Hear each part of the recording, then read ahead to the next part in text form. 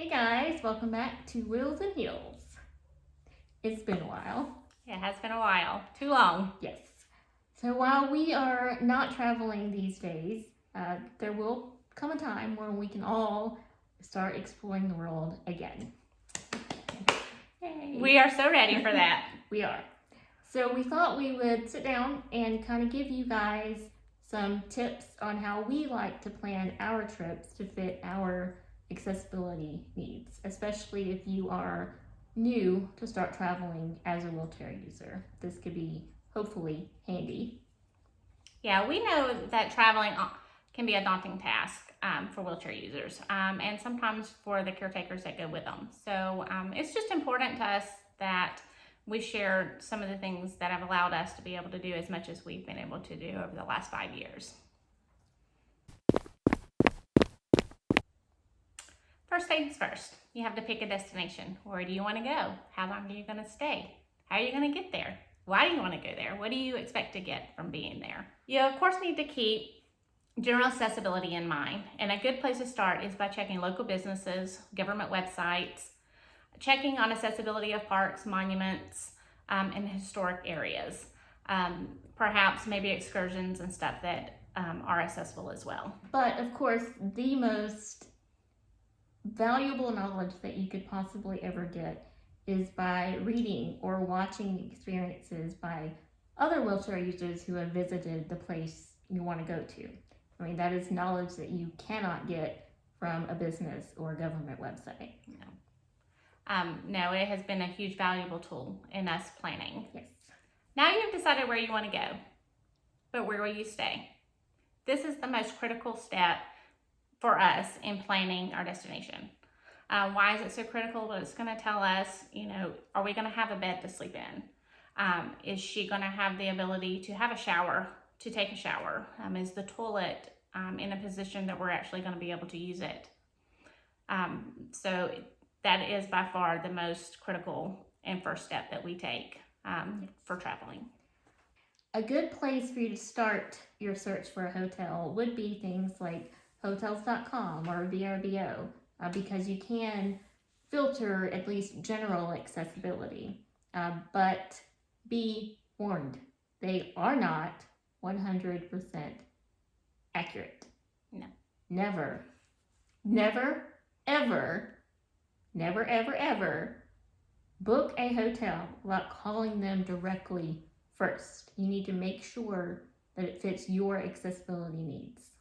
Again, we know that what we need to meet our needs is not necessarily what you need to meet your needs. So that's why it is so vital that you call. Even make a list of specific questions that you know that you need answered. For example, do you have an accessible shower? Is it roll-in or do you step in?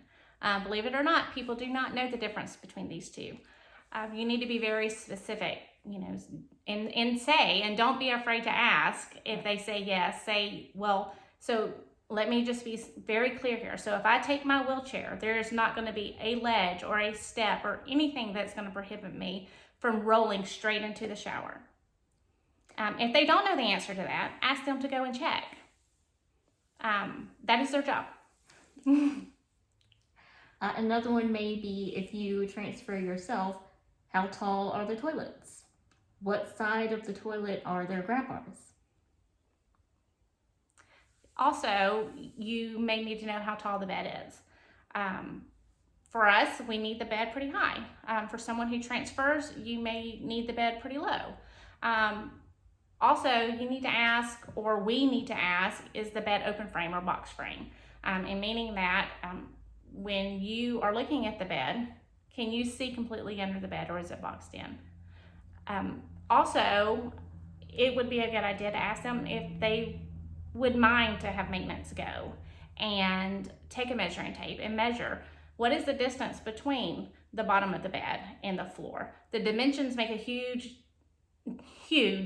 difference in whether we're actually able to use the bed or not. Right. We do travel with our bed raisers, and that has come in handy multiple times. However, not every bed can fit on a bed raiser. Right. So again, don't be afraid to ask. And insist if they want your business to please just go check and have somebody, and they can call you back. It's not something you have to wait on, but make sure that it works for you. Or you could ask them to send you photos of the specific room that you would be staying in. So ask them to take a picture of the shower to make sure that it's not step in. Take a picture of the bed frame with the bed skirt lifted up so that you can physically see if it's going to work for you, right? But in all honesty, getting them to actually do that's probably not going to happen. Which is why we try and give very detailed tours and reviews of every single room that we book, because we've often tried to find accessible rooms in a certain hotel, and while they'll give us a tour, like, it doesn't show me the bottom of the shower, it doesn't show me the bottom of the bed, it doesn't tell me what we need. So we try and make sure that we show all of that every time. And lastly, there's a matter of arriving at your destination. How are you going to get there? Plane, train, or automobile? Oh, and don't forget our favorite, the ship. There are a lot more implications in choosing how you're going to travel and get to your destination than you would think. So, traveling by plane can be very, very stressful for a wheelchair user. You are risking damage to your chair every time you get on a plane. And in some cases, your chair doesn't even arrive with you at your destination off the plane. And then what about if you do use specialty equipment like a Hoyer lift? Are you going to risk bringing it on the plane with you and getting it damaged or lost? And if not, you're going to have to find a place to rent one at your destination. Also, if you fly, once you're there, you're going to have to be able to get from the airport to your hotel. So you're going to have to be able to rent an accessible vehicle, or maybe they have an accessible Uber. But those are all things that you have to think about prior to getting on that plane, right? And then in turn, it may change your overall destination because the things that you need there, like an accessible van or an Uber or a Hoyer lift, may not be available for you to rent in that area. Flying scares us, and it's the main reason we haven't yet given it a try. Right. We have toyed with the idea of flying many times. We're trying to figure out the best way to try this out, much like our first cruise. Do it in small spurts and see how it's going to work for us. But and also too, when traveling by plane, you have to think about everything that you're going to have to go through at the airport. Transferring from your chair to a portable chair, and then transferring from that chair to the seat on the plane. Mm-hmm. So these are things that as well as the distance you're flying. What about the bathroom? Right. How are you going to handle a cross-Atlantic flight if you cannot get into the bathroom? Right. It's not out yet. We are going to eventually get there. We're going to do it in little spurts like we did with our cruises, just to make sure and learn the ins and outs. And we will definitely keep you posted as we do that. Yes.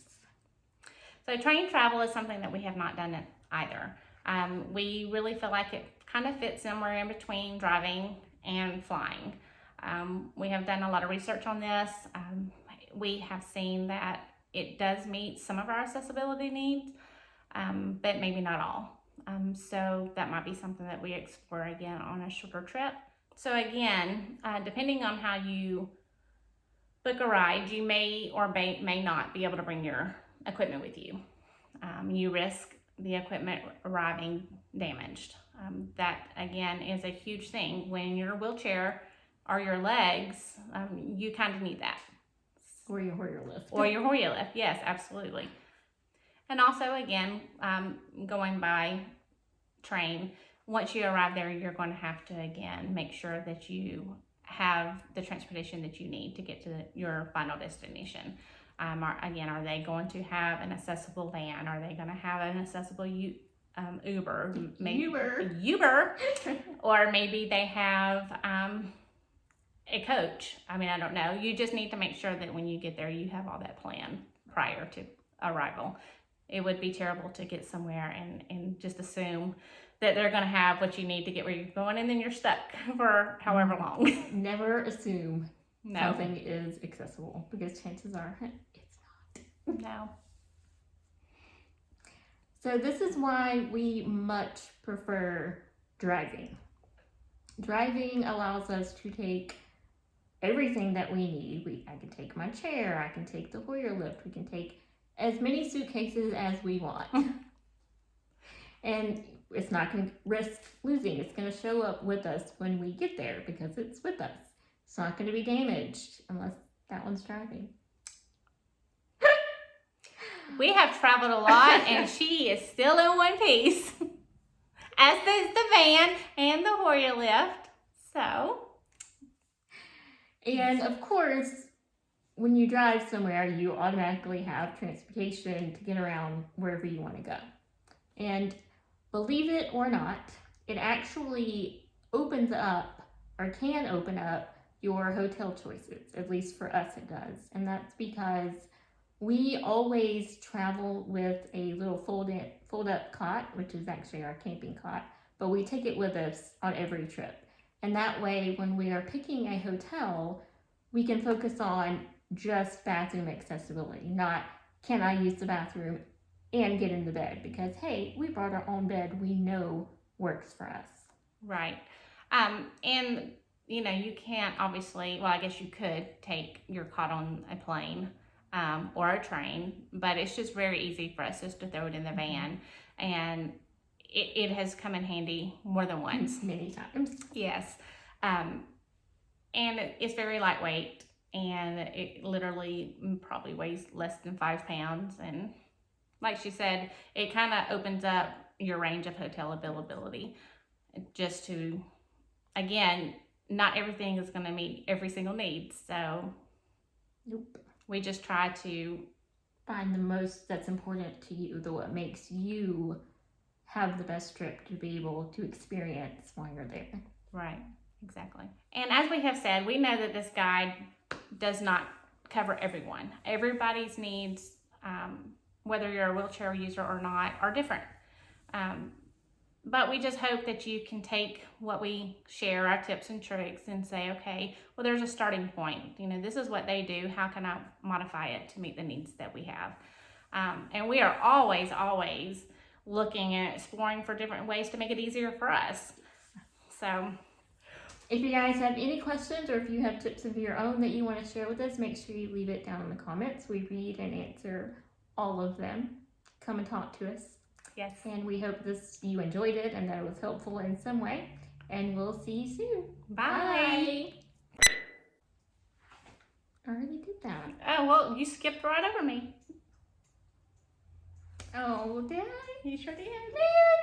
I'm sorry.